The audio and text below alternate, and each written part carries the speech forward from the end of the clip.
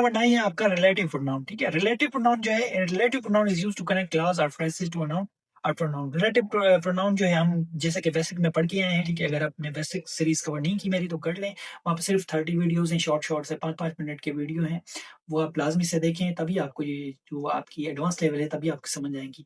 अगर आप न्यू हैं, आपको आपकी जो ग्रामर है वो अच्छी नहीं है बेसिक, तो आप जाके पहले मेरी प्लेलिस्ट में चेक करें, वहाँ पे आपको बिगिनर सीरीज जो है वो मिल जाएगी, वहाँ पहले आप वो कवर करके आए यहाँ पे, फिर यहाँ पे आए। The most common relative pronoun are who, whom, which, whose and that. Relative pronoun जो है हु, होम, विच और हुज और दैट है, ये आपके नाउन और प्रोनाउन के जो फ्रेज और क्लास है उसको कनेक्ट करते हैं। किस तरह से? Sometimes when and where can be used as a relative pronoun, और sometimes when और where भी आपके as a relative pronoun use होते हैं। Relative pronouns agree with the antecedent in number and person। ये बात आपने याद रखनी है कि जो आपका इंटेसिडेंट है, ठीक है, इंटेसिडेंट है, उसके साथ नंबर और पर्सन जो है ना वो अग्री करने चाहिए। एग्जाम्पल्स में देखते हैं, it is I who is blame. ठीक है, अब यहाँ पे ये आपका इंटेसिडेंट है। ठीक है, ये इंटेसिडेंट है, तो अब यहाँ पे आपने इज यूज किया है। ठीक है, अब यहाँ आई के साथ इज थोड़ी हम लगाते हैं, वो आई के साथ एम होता है। It is who am to blame. ठीक है, यहाँ पे आपका एम आएगा, ये आपका रिलेटिव प्रोनाउन है हु। ठीक है, हु, तो यहाँ पे हम क्या करेंगे, यहाँ पे हम जो है एम लगाएंगे आगे साथ इंटेसिडेंट के साथ हम इसको, क्योंकि ये नंबर जो है आपका इंटेसिडेंट जो है आपका क्या है, एम है। इट इज आई, यहाँ पे सॉरी, यहाँ पे ये मिस्टेक के साथ मिस हो गया है।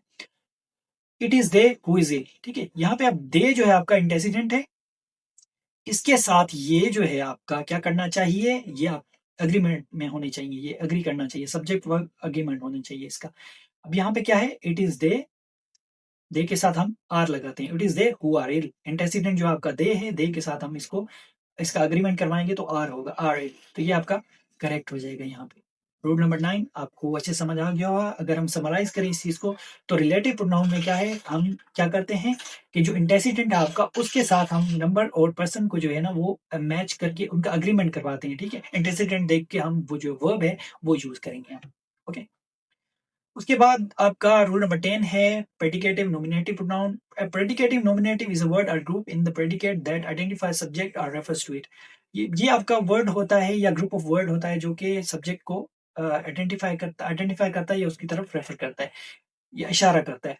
In this case pronoun after is am was were shall be will be must be nominative case.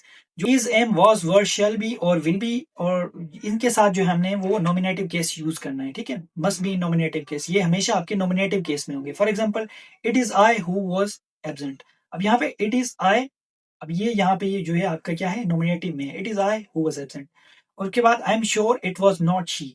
अब यहाँ पे देखें ना आप, अगर यहाँ पे हर यूज करते हैं, ठीक है, यहाँ पे हर यूज करते हैं, I am sure it was not हर।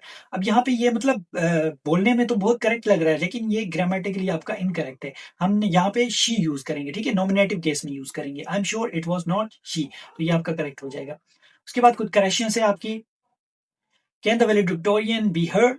यहाँ पे आपने हर लगाया तो इसको नॉमिनेटिव केस में हम लाएंगे तो शी हो जाएगा आप। Okay, the first ones to arrive were him and her. अब यहाँ पे इसको नॉमिनेटिव केस में लाएंगे हम, the first ones to arrive were he and she. ठीक है, सब्जेक्ट प्रोनाउन हम यूज करेंगे, ऑब्जेक्ट प्रोनाउन हम यूज नहीं करेंगे। Do you think it may have been them. अब यहाँ पे इसको रिप्लेस करेंगे हम दे के साथ, क्योंकि देम जो है आपका किसका है, ऑब्जेक्टिव प्रोनाउन आपका दे का। Do you think it may have been they. The best speakers are her and me. अब यहाँ पे हर एंड मी को आप चेंज करेंगे, सब्जेक्टिव में नॉमिनेटिव केस में लाएंगे, the best speakers are she and I. ठीक है, ये आपका यहाँ पे करेक्ट हो जाएगा। अगर समराइज करें इसको, तो प्रेडिकेटिव नॉमिनेटिव प्रोनाउन को हम कैसे यूज करेंगे, जो हम इसको मतलब अपनी नॉमिनेटिव केस में हम यूज करेंगे, जो हम यूज करते हैं ऑब्जेक्टिव जो यूज करते हैं प्रोनाउन, उसमें हम यूज नहीं करेंगे, हम उसको सब्जेक्टिव में यूज करेंगे। ओके, उसके बाद मजीद कुछ हैं आपके, do you know whether it was him. यहाँ पे आप हिम को ही के साथ रिप्लेस करेंगे। ठीक है, I thought it was them, them को आप दे के साथ रिप्लेस करेंगे। और the winner of the marathon is her. अब यहाँ पे हर है तो with the winner of the marathon is he. ठीक है, यहाँ पे ये करेक्ट हो जाएगा।